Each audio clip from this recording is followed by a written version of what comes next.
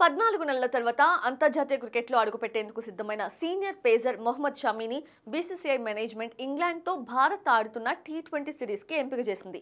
కానీ Eden gardens వేదికగా జరిగిన తొలి మ్యాచ్లో అతడు బరిలోకి దిగలేదు. దీనికి కారణం ఏంటనేది కెప్టెన్ సూర్యకుమార్తో పాటు ఓపెనింగ్ బ్యాటర్ అభిషేక్ శర్మ ఇప్పటికే వెల్లడించారు.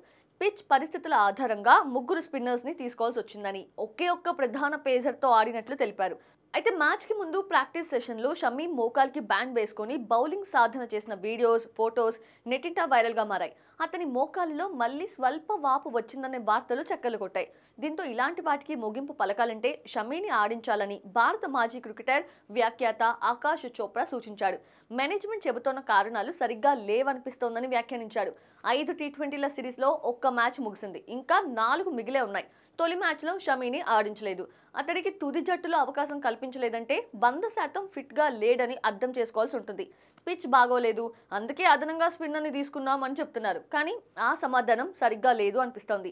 అయితే ఇంకా 4 మ్యాచ్లు మిగిలిన్నాయి. వేదికలు మారుతూ ఉంటాయి కాబట్టి వాటిలో షమీని ఆడించలేదంటే షమీ ఇంకా పూర్తి స్థాయిలో ఫిట్నెస్ సాధించలేదని అనిపిస్తుంది. అయితే కీలకమైన ఛాంపియన్స్ ట్రోఫీ ముందు షమీకి ఎక్కువ అవకాశాలు ఇవ్వాలి. లేకపోతే అంతర్జాతీయ మ్యాచ్లకు అతను సిద్ధం కావటం ఇబ్బందిగా మారే ప్రమాదం ఉంది అని ఆకాష్ చోప్రా వెల్లడించాడు.